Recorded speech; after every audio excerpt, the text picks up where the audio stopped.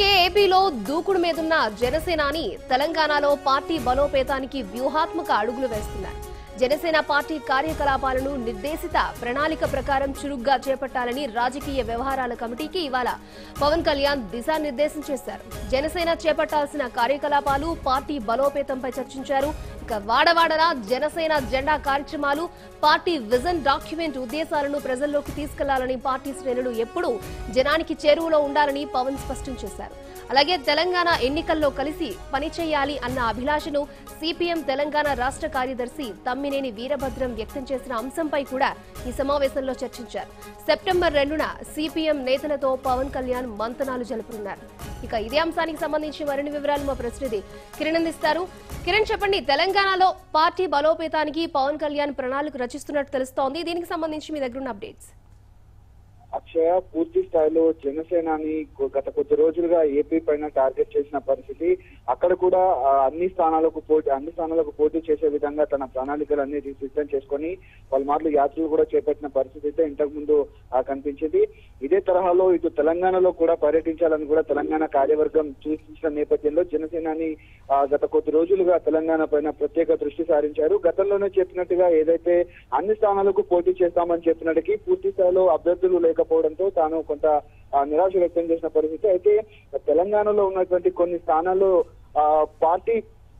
పార్టీకి సంబంధించినటువంటి బలం ఎక్కడెక్కడ ఉంది, ఆ స్థానాల్లోనే పార్టీ అభ్యర్థులను కూడా దించాలని సూచించిన నేపథ్యంలో అటు ఆంధ్రప్రదేశ్ కు సంబంధించి ఇప్పటికే వామపక్ష పార్టీలతో 2 పార్టీలతోనూ తను పొత్తులు పెట్టుకోవడం జరిగింది. పూర్తి స్థాయిలో వారితోనే కలిసి పనిచేస్తున్నారు అక్కడ కూడా. అదే తరహాలో తెలంగాణలో కూడా పనిచేయాలని కూడా ఇప్పటికే జనసేనాని పవన్ కళ్యాణ్ కూడా ఇప్పటికే నిర్ణయించుకున్న నేపథ్యంలో పూర్తి స్థాయిలో మొన్న 4 రోజుల క్రితం కూడా సిపిఎం కు సంబంధించినటువంటి రాష్ట్ర కార్యదర్శి తమ్మినేని వీరభద్రం కూడా తనను కలిసి జనసేనతో పనిచేయడానికి మేము సిద్ధంగా ఉన్నామని ఒక లిఖితపూర్వకమైన హామీ కూడా ఇచ్చారు. ఇదే తరహాలో మా పార్టీలో చర్చించిన తర్వాత మీకు మిగతా వివరాలు కూడా చెప్తామని చెప్పిన నేపథ్యంలో ఈ పూర్తి స్థాయిలో సెప్టెంబర్ 2వ తేదీన దీనికి సంబంధించినటువంటి సమావేశం కూడా మధ్యాహ్నం 3 గంటలకి జనసేన కార్యాలయంలో ఏర్పాటు చేస్తాము. వారిని కూడా చర్చలకు పిలిచిన తర్వాత ఇటు జనసేనకు సంబంధించినటువంటి తెలంగాణలో ఎక్కడెక్కడ బలంగా ఉంది, సిపిఎం కు సంబంధించినటువంటి బలంగా ఉన్నటువంటి స్థానాల్లో పూర్తి స్థాయిలో పోటీ చేయడం ద్వారా ఏదైతే కర్ణాటకలోకి చేసినటువంటి జేడీఎస్ కు సంబంధించినటువంటి పూర్తి స్థాయిలో అక్కడ చేసినటువంటి కీ రోల్ ఏదైతే పాటించారో, కింగ్ మేకర్ గా ఇచ్చారో, ఇక్కడ కూడా అదే తరహాలో సిపిఎం కు సంబంధించినటువంటి పార్టీ నియోజకవర్గాలు ఏమున్నాయి, జనసేనకు సంబంధించినటువంటి నియోజకవర్గాలు ఎక్కడెక్కడ ఉన్నాయి, ఈ బలంగా ఉన్నటువంటి స్థానాల్లో పోటీ చేయడం ద్వారా అత్యధిక స్థానాలు గెలుచుకొని కింగ్ మేకర్ గా నిలవాలని కూడా తనకు సంబంధించినటువంటి కార్యవర్గం కూడా చెప్పినట్టు సెప్టెంబర్ 2న ఈ చర్చల అనంతరం పూర్తి స్థాయిలో తెలంగాణ జిల్లాలతో పాటు జనసేన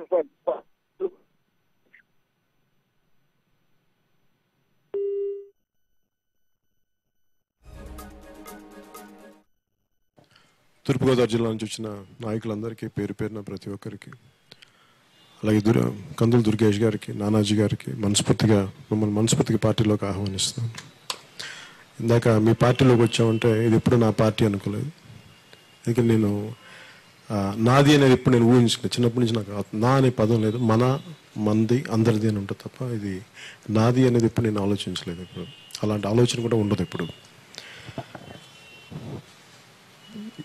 ఈ కాంటెంపరీ పాలిటిక్స్, వర్తమాన రాజకీయాల్లో మీ అందరికీ నేను యాక్టర్గా తెలిసి ఉండొచ్చు, కానీ నేను చేయడానికి సినిమాలు చేశానేమో, కానీ నా మనసు అంతా ఇప్పుడు సమస్యల మీదే ఉండేది, కష్టాల మీదే ఉండేది. అది మేము చిన్న జీవితం నుంచి రావటం వల్లేమో, పెద్ద హంగు ఆర్భాటాలు లేని